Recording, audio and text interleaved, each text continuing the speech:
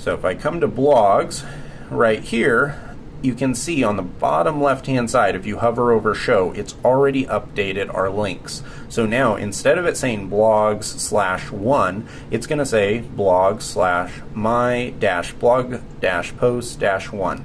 And if I click on show, you can see that this is now working perfectly. So how cool is that? With just a few lines of code and a few scripts that we ran, we were able to get a blog that not only functions more like a real world kind of blog where you have these items in the title, but we're able to do it for pre-existing data as well.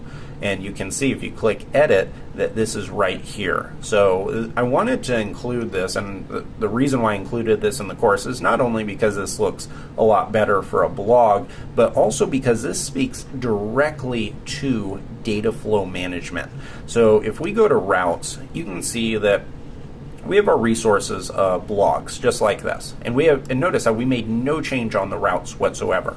But what we're able to do is you can see that when a user navigates to a route just like this, these parameters are passed in, and they're passed in just kind of like a pass through the routing system, and then they go straight to the controller. And the controller, you can think of this as, if you like sports analogies, you could think of this as being the quarterback that is passing the ball to a wide receiver. Right here, we're passing these params into this method right here. So we're passing in this case, the params of my-blog-post-1.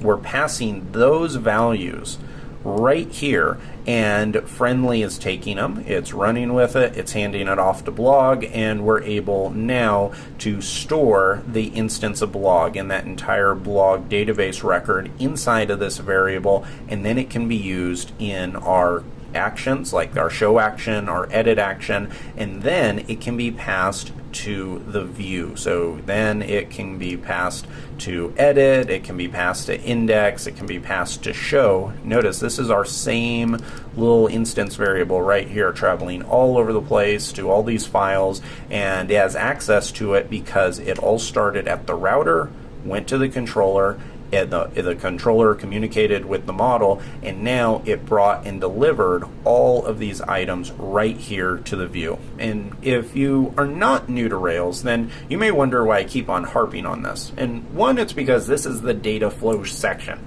and when it comes to data flow, this is how it works, and so I want to focus on that. But the other reason is because I've been teaching for a number of years now, and I really wanted in this course to focus on the main questions that I was getting from students through the years. And the concept of data flow, especially in relation to the whole model view controller kind of configuration, is always been at the top of the list of questions on students not really getting it right away. So I think that by taking all of these examples and hitting it from all these different angles, the way that we've talked about how we can configure routes via custom route names, and how we can use the basic resources defaults, or how we can even just pass in hard-coded ones. Hopefully you are starting to kind of see the way that data flows into the system and how it can be used. So if you followed along with that, fantastic job. Let's see what changes we made. We made a number of changes. Here I want to add all of them. I'm going to commit them, and we'll say integrated friendly routes for blog posts. Push it up to portfolio feature.